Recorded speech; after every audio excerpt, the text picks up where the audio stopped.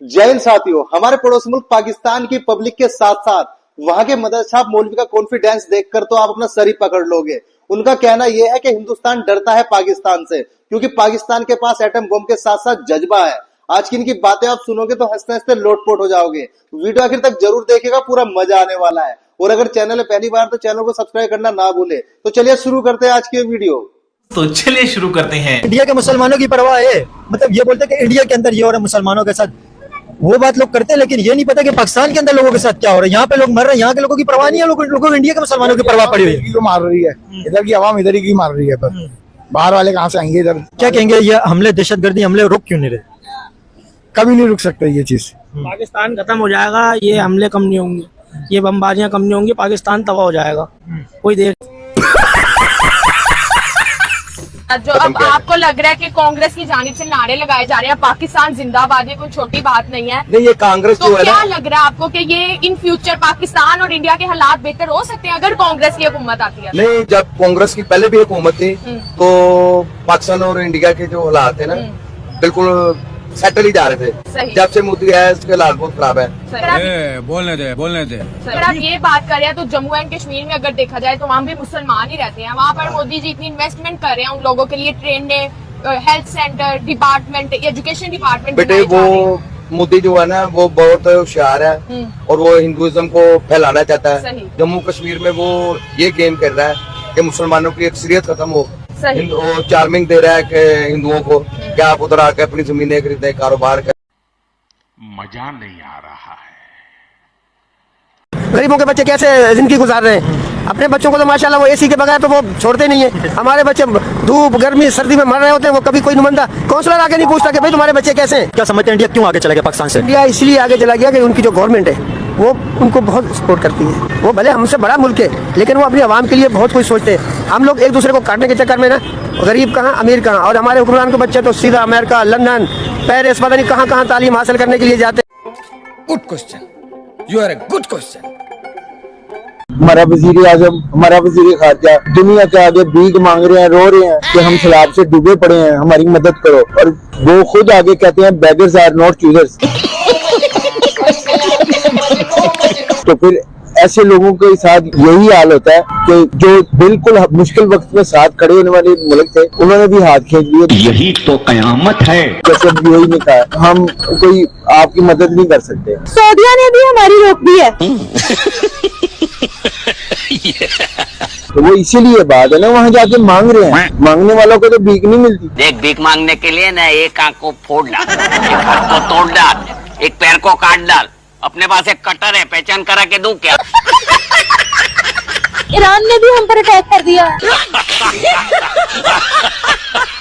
मैं आपको बता रहा हूँ ना कि पूरी दुनिया में जाके ये मांग रहे हैं। तोबा तोबा तोबा, थारा मूड खराब कर दिया। अगर इंडिया ने ये काम किया जंग वाला, इन्हें को 5 मिनट में पाकिस्तान खत्म कर सकता है इंडिया को। इतनी बड़ी एपिक जी, बहुत ज्यादा। क्या बात कर रहे हो भाई, वो इतना बड़ा मुल्क है। कोई बात नहीं, ये भी 4 सूबे हैं माशाल्लाह। हाँ, कोई तो ऐसी वो बात नहीं है। 28 सूबे हैं। कोई बात नहीं, 4 बहुत मुसलमान है हम लोग।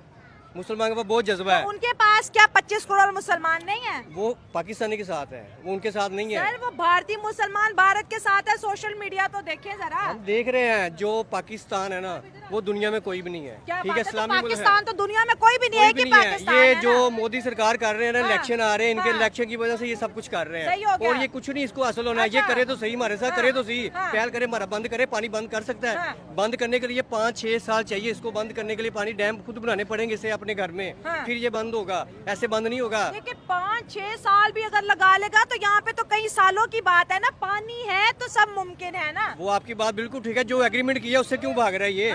देखे ना, आप कुछ भी बोलो, ये नहीं सुनने वाला। मुझे बताएं कश्मीर के बारे में क्या कहना चाहेंगे? इंडिया साइड कश्मीर में, पाकिस्तान साइड कश्मीर। इंडिया बहुत जुल्म कर रहा है कश्मीर पे। अच्छा, ये आपको तो अच्छा, ये स्कूलों में, मदरसे में, हर जगह पे बताया जा रहा है। आपको ये यानी स्कूलों मदरसे में बताया जा रहा है। जी। चलें 1 मिनट आगे वीडियो को, प्रोग्राम को आगे लेके चलते हैं। लेकिन मुझे बताएं, जुल्म अगर लेट्स सपोज कर रहा है तो आप क्या कहना चाहेंगे? हमने ये चूड़ियाँ नहीं पहनी हुई, ठीक है ना? तो ये चूड़ी नहीं है, ये क्या है? कड़ा है ये। अच्छा ठीक है? अच्छा। तो हम जो ये हाथ उड़ गया ना, ईंट के साथ ईंट बजा देंगे हम। किसकी? ये इंडिया वालों की। अच्छा, भाईजान ये जो बात कर रहे हैं आप में से कोई, आप क्या समझते हैं ये ठीक बात कर रहे हैं? सही बात कर रहे हैं। क्या बात कर रहे हैं ये? यही बात कर रहे हैं, ये गलत कर रहा है इंडिया। इंडिया का होना चाहिए। ये हमारा जो फिलिस्तीन है, हमारा जो कश्मीर है, इस पे जुल्म करना छोड़ दे, वरना हमारे पाकिस्तान का हाथ उठ गया। अच्छा, नहीं रुकेगा। हाथ उठ गया आपका तो नहीं उठेगा। आज वो इंडिया को आंखें दिखाए, ये तो वही बात होगी कि एक बेटा अपने बाप को आंखें दिखाए, बस ये बेटा बाप को आंखें नहीं दिखा सकता। बांग्लादेश बहुत ही नीच हरकतों पे उतर आया है। बाढ़ भी आती है तो कहते हैं पानी जो है ये इंडिया ने छोड़ा है। गारमेंट्स वर्कर्स को ये खुद तनख्वाह नहीं दे रहे, इनके पास पैसा नहीं है। यूनाइटेड नेशन का इतना कर्जा, वो भी कह रहे हैं इंडिया की साजिश है। और उसके बाद इनका दोगलापन देखे कि मोहम्मद यूनिस जो कि इनके डिक्टेटर हैं, क्योंकि वो इलेक्शन से तो आए नहीं है, लाए गए हैं, ठीक है, हुकूमत अच्छी भली चलती को पलट के, तो वो यूनाइटेड नेशन में मोदी साहब से मुलाकात भी करना चाहते हैं। जब उन्होंने उनको शटर खोल दी है, गजब बेइज्जती है। ये सब क्या देखना पड़ रहा है। जंग की जो धमकी है सबसे पहले इंडिया ने दी है कि हम इसका जरूर जवाब देंगे और अब जो है उन्हें करना पड़ेगा। लेकिन पाकिस्तान की एयरफोर्स कोई प्रैक्टिस करती हुई नजर आ रही है, बड़ी खामोश नजर आ रही है।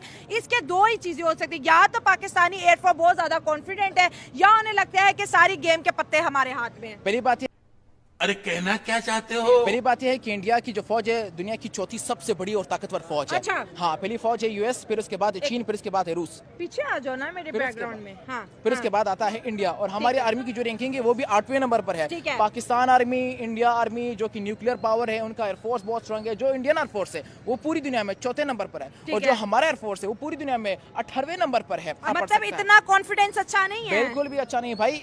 मैं मानता हूँ कि बहुत सारी जंगें हुई है, हमने 65 की जंग लड़ी है, क्या हुआ, आखिरकार हमें टेबल पे मुआहदा करना पड़ा। 71 की जंग हुई, क्या हुआ, हमें बंगाल हाथ से जाना पड़ा। 99 में कारगिल हुआ, क्या हुआ, पाकिस्तान का नुकसान हुआ। मैं अपने पापा से सीख गया। लास्ट पे ये करेगा सीज फायर की बात, और ये शायद मोदी को बुलाएगा कि आगे हमारा सीज फायर करवाओ। मोदी आएगा आप ट्रम्प के पास? वो बच्चा कहाँ आएगा, वो तो इनकी गोद में खेलता है। मोदी तो आप ट्रम्प को बाइकआउट कर रहा है कि ये झूठा है, ट्रम्प ये झूठ बोलता है इंडिया पर। उसकी मजबूरी है, क्योंकि अब उसके वेपन नहीं चल रहे। बेसिकली ट्रम्प को ये चाहिए, पिछली दौर हुकूमत की वजह से, जैसे उसने पिछली दौर हुकूमत में किया है कि लोग। Good question, you are. India हमारा कोई दुश्मन नहीं है, ना वो हमें समझता है इस काबिल के हम उसके दुश्मन हैं। ठीक है, वो हर लिहाज से हमसे आगे है। ठीक है, हमें सिर्फ एक ट्रक की बत्ती के पीछे लगाया जाता है कि कश्मीर है, सब चीजें डिसाइड करते हैं ये अपने घर। अच्छा, कश्मीर की बाद में बात करते हैं, अपने यहाँ पे हालात ठीक हैं जो हम कश्मीर की बात करें? कोई हालात ठीक नहीं है। और जो गलत चीजें, जो झूठ फैला दिया गया है पाकिस्तान में, जो दुश्मन है उसे दोस्त बता दिया गया है, और जो दोस्त है उसे दुश्मन बता दिया गया है। बात तो सही है। आप हमारा पानी रोक के देखें, हम खून की नदियां बहाएंगे। चेक करें ये तो बिलावल भुट्टो आप में जिंदा हो गए हैं। नहीं, बिलावल भुट्टो अल्लाह ना करे मेरे में जिंदा हो। लेकिन ये है कि देखें, आपको अगर कोई ललकारेगा ना 10%, आप उसको 100% ललकारेंगे। हमें कोई 20% ललकारेगा, हम 120% ललकारेंगे। ये तो वो दौर खत्म हो गया कि जब हमारे लोग और हमारी कौम जो है वो कुछ बोलती नहीं थी किसी की वजह से, या कुछ भी होगा। आजकल ये दिहाई ऐसी चल रही है, यहाँ पर कोई भी चीज हम बर्दाश्त नहीं करेंगे। खाने को चने नहीं, पिछवाड़ा मांगे जायफल, तनख्वाह 550, कंधे पे टांगे राइफल। लोग भूखे मर रहे हैं यहाँ इंडिया में। दिल्ली में इस वक्त मेरे रिश्तेदार हैं, मैंने उन्हें फ़ोन किया, मैं कहा पिछले साल, मैं कहा पाकिस्तान मत आना अभी, क्योंकि वहाँ से तो वीज़ा मिल जाता है इंडियन को, वो मुसलमान हैं, उनको वीज़ा दे देती पाकिस्तानी को, हम मंगवा लेते हैं, उन्हें बुलवा लेते हैं। मैं कहा यहाँ ना आना, गर्मी बहुत है। मैं कहा दिल्ली में क्या हाल है, दिल्ली में तो ज़्यादा होगी। कहेंगे हमें तो पता भी नहीं चलता। मैं कहा क्यों? कहेंगे हमारे तो हर कमरे में AC लगा हुआ है। मैं कहा AC कैसे लगा हुआ है? कहेंगे यहाँ तो 300 यूनिट फ्री हैं, वहाँ हमारा राशन बना हुआ है गरीबों का। 10 रुपए किलो चावल, 5 रुपए के लिए चीनी है जी, इस तरह मिट्टी का तेल, हर चीज़ राशन बना हुआ है, वो उसके मुताबिक लाओ जी, पैसे जमा कराओ। सबसे बड़ी बात मैं पाकिस्तानी अवाम को ये बताना चाहता हूँ कि हमारी ईद हो, बकरा ईद हो, मुहर्रम हो, ईद मिलादुन नबी हो, 12 रबीउल अव्वल हो, सरकारी छुट्टी होती है, सरकारी। गवर्नमेंट ऑफ इंडिया, मोदी ने वहाँ सरकारी छुट्टी दी हुई है। सर अब तो वो ये लोग कहते हैं कि शुक्र है हमारे बड़े पाकिस्तानी गए, तो आज भी हम भी कटोरा लेकर हम अच्छे रह गए भाई, नहीं गए हम यहाँ फंसे में। हम तो कह रहे हैं आज इंडिया खोले, हम दोबारा वापस चले जाएंगे। हम दोबारा वापस जाने के लिए तैयार हैं, अपने बुजुर्गों की कब्रों पे, वहाँ मज़ारों पे, वहाँ रह लेंगे। वहाँ सुकून है, मुसलमान वहाँ सुकून से है। बस हवा निकल गई। जो लोग मौजूद हैं उनसे पूछ लेते हैं कि हमारे लिए क्या, हमारे लिए नेशन फर्स्ट है या फिर मजहब फर्स्ट है? आपके ख्याल से मजहब पहले है या नेशन पहले है? पहले मजहब, तो सबसे पहले मजहब होना चाहिए, उसके बाद ये जो नेशन इंसानियत है। आप बताएं, नेशन पहले या मजहब? मजहब। आप भाईजान मजहब पहले या नेशन पहले? मजहब मजहब आप बताएं। मजहब पहले। मजहब पहले। देखें ये देखें इस्लामिक एक कंट्री है, यहाँ पे हमारी ये सोच है।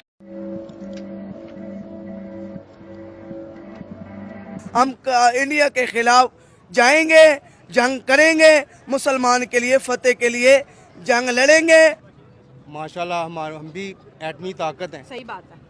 तो हमसे वो लड़ तो नहीं सकते, हमसे इंडिया लड़ नहीं सकता। में भी बड़े समझदार सियासतदान है, वो जंग की तरफ आएंगे भी नहीं। ना हाँ, वो लड़ सकते ही नहीं हमसे। मुसलमान से तो कोई नहीं लड़ सकता। अच्छा। वो तो डरते हैं, सारे डरते हैं मुसलमान से। बात ना करें, आजकल ये टेक्नोलॉजी रियल बात है, ये रियल बात है। यही आपको समझने की कोशिश। जब 4 जंगे लड़ी तो क्या इंडिया नहीं लड़ा? बात सुने मेरी। जब जंगे इंडिया के साथ हमारी हुई, क्या इंडिया नहीं लड़ा? इंडिया तो लड़ा है।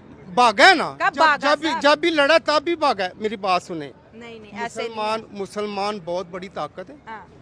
मुसलमान के आगे तो कोई ठहर नहीं सकता। हाँ। और इंशाअल्लाह अल अजीज पूरी दुनिया पे मुसलमान ने ही हुकूमत करनी है। हाँ। तो फिर फलस्तीन कैसे कैसे लोग रहते हैं यार यहाँ पर। क्योंकि इंडिया और पाकिस्तान एक साथ आजाद हुए थे, एक ही दिन आजाद हुए थे। तो इंडिया जो इतनी तरक्की कर रहा है, इसका कुछ ना कुछ असर तो होगा ना। फिर इसका मेन रीजन ये है कि इंडिया का ताल्लुकात हर मुल्क के साथ सही है। पाकिस्तान का ताल्लुकात अभी लोगों के साथ, हर मुल्क के साथ, पड़ोसी मुल्कों के साथ भी अभी तक पाकिस्तान का ताल्लुकात सही नहीं चल रहा है। सबसे मेन वजह यही है। अगर पड़ोसियों के साथ पाकिस्तान के ताल्लुकात ठीक हो जाए तो फिर पाकिस्तान भी तरक्की करेगा। जाहिर सी बात है, जब ताल्लुकात सही रहेंगे, एक मुल्क के साथ कारोबार होंगे तो मुल्क आगे जाएंगे। Good question, you are a good question. India ने क्या कहना चाहेंगे आप? भाई बाबरी मस्जिद हमारे इधर बताया जाता है जी, बाबरी मस्जिद, लेकिन अगर हिस्ट्री की बात करें तो वहाँ पे वो उनका ये क्लेम है, वो कहते हैं उससे पहले कई 100 साल पहले वहाँ पे मंदिर था। देखिए इसके इन्हें क्या कहना चाहेंगे आप? इसके ऊपर मैंने एक पूरी वीडियो की थी, मेरी ऑडियंस ने वो वीडियो सुनी हुई है। देखिए सर, बाबरी मस्जिद, हम लोग मुसलमान हैं, हम कभी भी नहीं चाहेंगे कि मस्जिद के खिलाफ हो हम लोग या मस्जिद के अगेंस्ट बोले। भाई हम तो मुसलमान हैं। लेकिन देखिए आप बात को समझें, आज से कई 100 साल पहले ना आप उधर मौजूद थे ना मैं उधर मौजूद था। देखिए उस 100 साल पहले, 500 साल पहले शाबाश बेटा, बहुत बढ़िया। इस वक्त पाकिस्तान के अंदर 50% से भी ज्यादा लोग गुर्बत की सतह से भी नीचे जिंदगी गुजार रहे हैं। अभी इस वक्त वर्ल्ड बैंक की रिपोर्ट आई, आपको पता है 50% से भी ज्यादा लोग खतरे गुर्बत से नीचे जिंदगी गुजार रहे हैं। इसकी हमने टैक्स भरे, हमने चप्पल पहने, हम उसका टैक्स भर रहे। बाकी जो चीजें भी है ना, हम हर चीज का प्रॉपर टैक्स भर रहे हैं ना। रोड बन रहे किसके पैसों पे बन रहे? ये जो गाड़ी है वगैरह वगैरह सामान है हमारे टैक्सों से चल रहे हैं ना। हमने तो टैक्स से इनकार नहीं किया ना। जब कपड़ा बंद है, पाकिस्तान लॉन्च हो जाते तो हम तो टैक्स भरते जब हम लेते। बोलने दे, तकलीफ हुआ है बेचारे को। बोल 1000 रुपए में ना आटा आ रहा है, ठीक है ना वो घी ला सकता है। आटे का क्या रेट चल रहा है पर केजी, पर किलो आजकल आटा क्या चल रहा है? आटे का रेट इस टाइम जो है ना वो 1800 रुपए का तोड़ा है। 20 किलो का 1800 का तोड़ा है। ठीक है। दूध कितने रुपए लीटर चल रहा है? 150 200 रुपए ऑलमोस्ट चल रहा है। ठीक है। घी ऑयल कितने रुपए लीटर चल रहा है? ऑयल तकरीबन 420 490 रुपए। ठीक हो गया। और ये आप जो कह रहे हैं ना 20 किलो का तोड़ा 1800 का, ये 10 किलो का तोड़ा मैंने जो सुना है वो तकरीबन 1800 का हो गया है। आप पता नहीं, खैर थोड़ी मिसअंडरस्टैंडिंग हो गई होगी।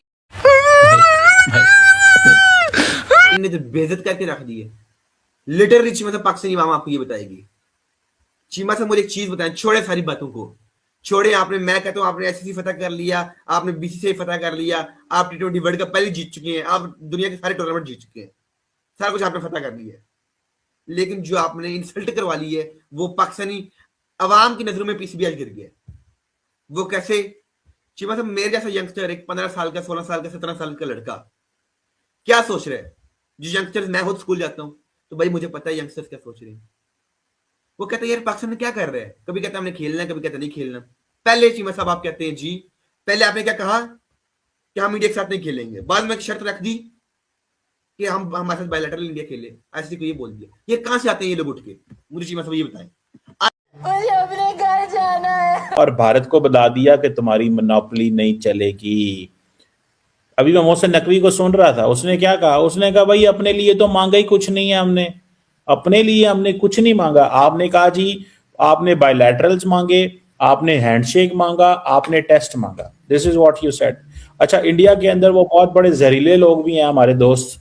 वो एक भाईजान जो है ना, मैं उनको देख रहा था, वो कह रहे थे जनाब ये radical Islamic terrorism, Pakistan state sponsor radical Islamist terror leaders, ये इकोसिस्टम फलान। भाई तुम्हारी बात सुनता कौन है यार?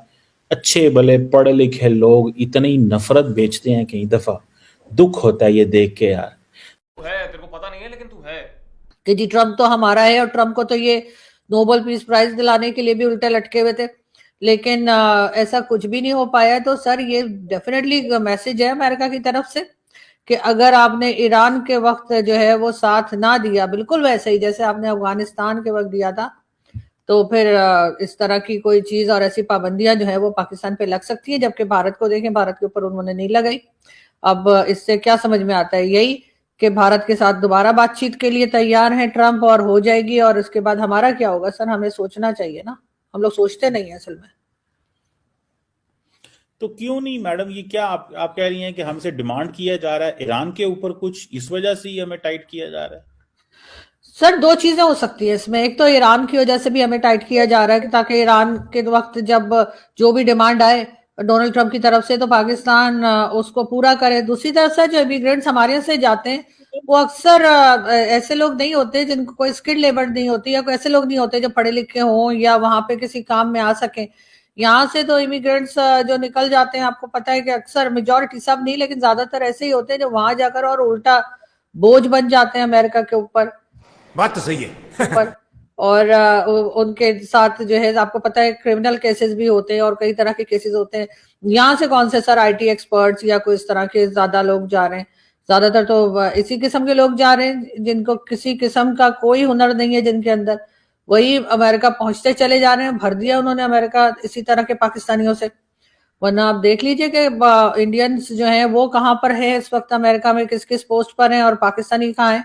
ऐसा नहीं कि पाकिस्तानी कहीं भी नहीं पहुंचे होंगे, लेकिन बहुत कम तादाद में, और ज्यादातर ऐसे ही लोग हैं जिनको कोई और काम नहीं, यहाँ भी कुछ नहीं आता, तो वहां भी जाकर जाहिर है कि वो अमेरिका के किसी काम के तो है नहीं, सिवाय इसके कि वहां पे रश बढ़ाने के अलावा। शायद इस वजह से भी वो रोक रहे हैं।